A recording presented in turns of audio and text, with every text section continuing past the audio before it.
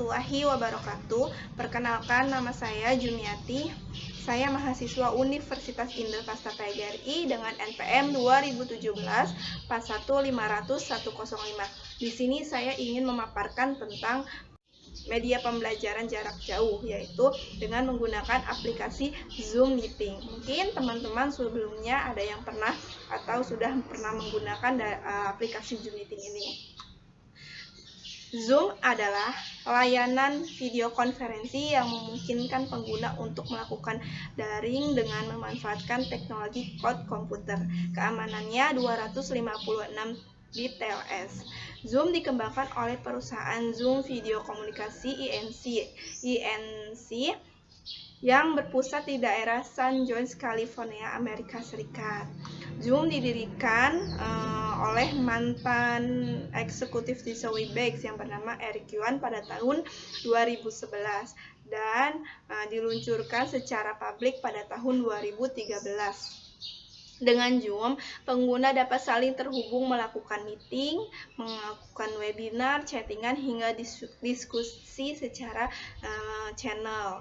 Nah, Zoom juga banyak sekali dimanfaatkan di seluruh dunia ini. Zoom memberikan dua pilihan dalam melakukan conference, yang secara gratis dan yang secara berbayar. Yang secara gratis itu hanya bisa 100 pengguna dengan waktu 40 menit, sedangkan yang berbayar bisa lebih dari 100 pengguna dan waktunya tidak terbatas.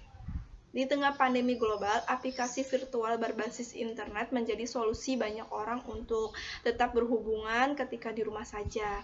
Zoom Meeting menjadi salah satu platform untuk memfasilitasi pekerjaan dan kegiatan belajar mengajar secara jarak jauh selama pandemi ini. Meski saat ini Zoom menjadi salah satu aplikasi virtual terbaik, namun di awal pendiriannya itu Zoom mengalami banyak tantangan. Nah, pendiri dari Zoom itu tadi yang sudah saya sebutkan yaitu bernama Eric Yuan. Ia dilahirkan di Cina, tepatnya di provinsi Shandong. Lulusan dari Universitas Shandong dengan jurusan matematika dan ilmu komputer. Sejak kecil, Yuan seringkali dihadapkan dengan masalah jarak. Ia menceritakan bagaimana perjuangannya untuk menemukan sang pujaan hati yang menempuh jarak 10 jam dengan menggunakan kereta. Kendala jarak tersebut tak hanya menghalangi Yuan dengan kisah percintaannya, namun menghalangi Yuan juga dalam sebuah cita-citanya. Yuan bercerita, sejak dulu ia ingin sekali bekerja di kawasan Silicon Valley, namun ia berkendala dengan permohonan visa, sehingga ia membutuhkan waktu yang cukup lama untuk mengurus visa. Bahkan pernah sampai 9 kali untuk bisa izin membuat visa tersebut. Keseriusan Yuan untuk bekerja di Silicon Valley akhirnya berbuah manis. Ia akhirnya diterima bekerja di perusahaan yang bergerak dalam video conference yang perusahaannya bernama Webex. Yuan menjadi salah satu dari 10 insinyur yang bergabung dengan Webex pada tahun 1997. 10 tahun Yuan bekerja di Webex, akhirnya perusahaan tersebut diakuisisi oleh Jisoo dan Yuan diangkat menjadi salah satu wakil presiden. Di sana ia mengelola lebih dari 800 pengguna dan disitulah perjalanan Zoom dimulai. Seiring berjalannya waktu, Yuan menceritakan ide gilanya kepada para pemimpin Jisoo. Bukannya diterima, Yuan justru mengalami penolakan dari para petinggi Jisoo. Tak diterima dengan penolakan tersebut, Yuan akhirnya memutuskan untuk pergi dari Jisoo pada tahun 2011 dan memilih untuk mendirikan Zoom. Kemudian ia memilih wilayah San Jose, Amerika Serikat untuk mendirikan kantor pusat Zoom. Di awal usahanya mendirikan Zoom, Yuan mengalami berbagai tantangan, di mana ia harus berjuang untuk mencari klien yang bersedia untuk menggunakan aplikasi tersebut. Dengan usaha yang maksimal, Yuan terus menghubungi setiap perusahaan yang pertimbangkan untuk menggunakan aplikasi Zoom. Namun dalam usahanya tersebut, tak jarang Yuan mengalami penolakan dan berujung sia-sia. Tapi Yuan tak berhenti menyerah dan terus berjuang. Di awal 2017, Zoom Meeting menjadi aplikasi nomor 1 di dunia. Selain itu, aplikasi Zoom Meeting juga mempunyai kelebihan dan kekurangan. Kelebihan dari Zoom yang pertama, kapasitas ruang besar, yang kedua, fitur beraneka ragam, yang ketiga, kualitas akses tinggi. Kekurangan dari aplikasi Zoom ini yaitu boros dari penggunaan kuota data, terus tidak tersedianya bahasa Indonesia, dan rawan data bocor. Demikianlah pemaparan dari aplikasi media Zoom Meeting. Selanjutnya saya akan menampilkan bagaimana cara menggunakan aplikasi Zoom Meeting ini.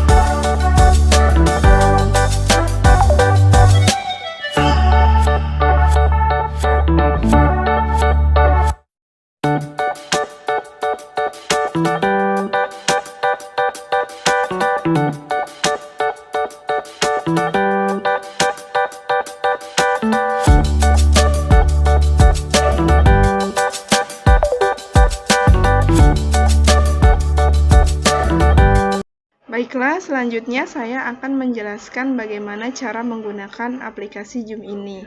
Di sini saya akan mempraktikkan Zoom Meeting, cara penggunaan Zoom Meeting sebagai host. Sebagai host itu sebagai yang memimpin suatu meeting tersebut. Nah, di sini ada fitur meeting, ada fitur join, schedule, dan share screen untuk berbagi materi. Di sini new meeting baru, join itu kita bergabung dengan suatu meeting.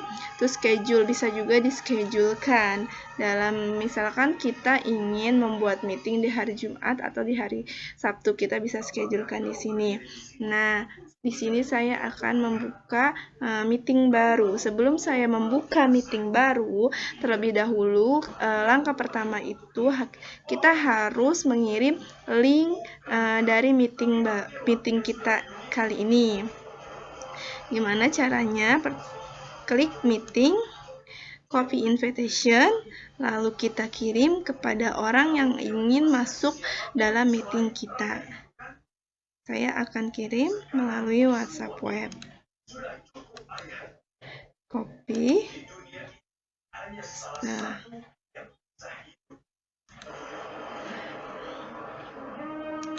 sudah di-copy, lalu sudah dikirim. Kita kembali ke menu home. Kita buka new meeting. Nah, tampilan dalam dari aplikasi Zoom Meeting. Kita tunggu sampai connect. Ya, ini seperti ini tampilan dalam new meeting baru. Di sini ada volume, mode, start video. Start video ini untuk agar kita bisa terlihat wajahnya. Terus ada security, keamanan, ada partisipan, chat, share screen, record, dan reaction. Ya, partisipan siapa aja yang akan mengikuti Zoom kita kali ini. Chat bisa kita ketika kita tidak paham, kita bisa chat di sini, kirim chatting. Di sini share screen itu untuk berbagi dokumen yang akan ditampilkan dalam layar Zoom Meeting kita kali ini. Record, di record itu bisa untuk merekam jalannya suatu meeting. Nah, sekarang kita lihat ke partisipan. Nah, ketika sudah ada orang yang ingin masuk ke dalam meeting kita, dia itu ada di menu partisipan seperti ini. Contohnya ada orang yang ingin masuk ke dalam Zoom Meeting, yang ingin bergabung kepada kita. Kita admit, klik tombol admit, maka orang tersebut akan bisa bergabung dalam meeting kita. Ya. Setelah itu kita bisa menyampaikan materi pembelajaran melalui share screen, PowerPoint, atau materi dokumen lainnya. Misalkan kita kirim materi lalu. Nah, ketika kita ingin memakai papan tulis, tampilannya seperti ini. Bisa juga untuk kita menulis.